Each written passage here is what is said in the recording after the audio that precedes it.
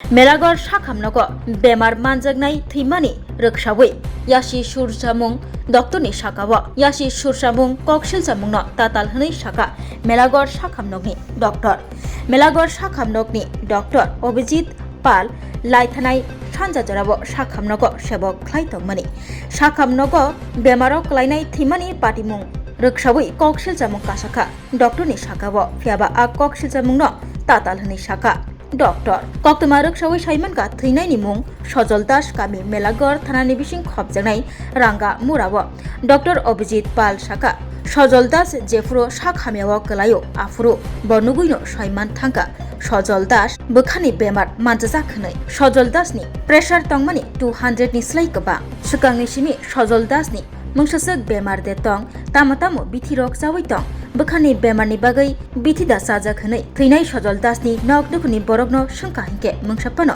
सावै मानलिया यागुलो doctor नांमानि आमजक मुंग्रक ख्लाइरिवै सजल दासनो बिथि सारना बागै सुइरहका prescription यागुलो doctor सजल दासनो आमजगुइ नायै बिनि काहाम साकनायरे मुंनि बागै सेबगरि मेलागर साखामनगो हानि बागै बनो जिबि साखामनगो रेफार ख्लाइजागनानि नांगै तंमानि यागुलो डक्टर बिनि सामुं हमुंरक पायै नायकुलै ब थांगै पाइखा साखामनगनि थांगै पाइमानि यागुलो जराकिसनि उलो सजल दासनि लांमा चौमानि कक्तमा यासि सुरसामुं डक्टरनि साकाव डक्टर कक्तमा थुमनि बसकांगो सुंजागमानि यागुलो साका केब डक्टर बेमारो क्लाइनायनो बुथानानि मुचुंगिया बेमारो क्लाइजाक रगनो मुथांनानि बागै बरक जे मानसाक चाइतुगै तंगो डाक्टर रक मुताइया हाइफानो यागो जे मानमानि ख्लाइतंगो साका मेलागर साखामनगनि डक्टर अभिजित पाल यागुलो सुनामुरा साखामनगनि साकदुक तांबिदिनि तांफां डक्टर राजेश दास बहायनो स्राय स्रायके बेबाक साइ खोनारोखा बर रक थैमानि अंकुलगो डाक्टरनि यागिया हनै साकाब নমস্কার সবাইকে। অ্যাকচুয়ালি ঘটনা হলো এরকম যে আমি পুরাটা ব্যাপারেই আমি দেখেছি, আমি তদন্ত করেছি, আমি খোঁজখবর নিয়েছি। সব কিছুর পর আমি দেখলাম যে as on duty medical officer doctor Abhijit Pal রোগীটাকে রিসিভ করেছে 7:50 বা 55 টাইম। তখন আমি দেখেছি যা যা শ্বাসকষ্ট জনিত সমস্যা, প্রেশার জনিত সমস্যা, যা ট্রিটমেন্ট করার দরকার উনি করেছেন, সব কিছু দিয়ে করেছেন উনি। তো রোস্টার অনুসারে ওনার 8টা পর্যন্ত ডিউটি, 8টার পরে আরেকজন মেডিকেল অফিসার আসবে। তো উনি হ্যান্ডওভারও সেটা বলে দিয়ে গেছেন, সেই যে মেডিকেল অফিসার অন ডিউটি 8টার পরে ডক্টর সুস্মিতা, যে তো উনি ইন দ্য মেন টাইম রুগী দেখছিলেন, উনি রুগী সম্পর্কেও জেনেছেন। জাস্ট 15-20 মিনিট পরেই উনি আবার কল পান যে রুগীর অবস্থায় একটু শ্বাসকষ্ট বেড়েছে। তখন উনি সঙ্গে সঙ্গে সেই রুগীটাকে অ্যাটেন্ড করে গিয়ে দেখলেন যে ওনার শ্বাসকষ্ট কমছিল না। তখন উনি আরও ট্রিটমেন্ট চালিয়ে যান, ওনার চিকিৎসা শাস্ত্র মধ্যে যা যা করার দরকার। তখন আমাদের একটাই প্রাইম ফোকাস থাকে যে রোগীটাকে কি করে বাঁচানো হয়। প্রত্যেকটা ডাক্তার, প্রত্যেকটা মেডিকেল অফিসার এটাই ফোকাস থাকে। আর এইরকম একটা শ্বাসকষ্ট পেশেন্টকে যে সঙ্গে সঙ্গে রেফার করার ব্যাপারেও অনেকে বলছিল যে রেফার করার, কারণ এই শ্বাসকষ্টর ব্যাপারেও যদি আমরা প্রাথমিক চিকিৎসা না করে যদি রেফার করা হয়, তাহলে তো এটাও একটা চিকিৎসা গাফিলতি হতে পারে। তো আমরা প্রাথমিক চিকিৎসা করে রোগীটাকে স্টেবিলাইজ করেই পাঠাবো, সেরকমই আমাদের পরিকল্পনা। ডাক্তারবাবুরা যেটা আমাকে বললো সেটাই পরিকল্পনা ছিল, কিন্তু রোগীটার অবস্থা এতই সিভিয়ার ছিল যে আমাদের প্রাথমিক চিকিৎসার সময়ই রোগীটার কন্ডিশন আরও খারাপ হয় এবং শেষ পর্যন্ত উনি মৃত্যুর কবলে ঢলে পড়েন। যদিও মৃত্যুটা কোনো মেডিকেল অফিসার, কোনো ডাক্তার, আমরা কেউই আমরা আশা করি না, আমরা প্রাণপণে চেষ্টা করি সবাই মিলে।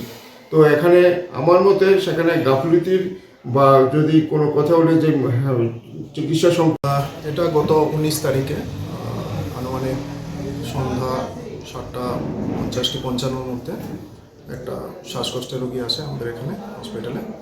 তো ওনার যথেষ্টই শ্বাসকষ্ট ছিল। তো শ্বাসকষ্টের অবস্থাতে আমার কাছে যখন আসে তখন আমি রোগীকে পরীক্ষা নিরীক্ষা করি। তো পরীক্ষা করার পরে যাবতীয় যা পরীক্ষা নিরীক্ষা লেখা ওইগুলো লিখে তারপর যাবতীয় ওনার যা ডায়াগনোসিস ছিল আমাদের ওই ডায়াগনোসিসের হিসেবে ওনাকে প্রোটোকল ওয়াইজ ওষুধপত্রগুলি দিই আমি।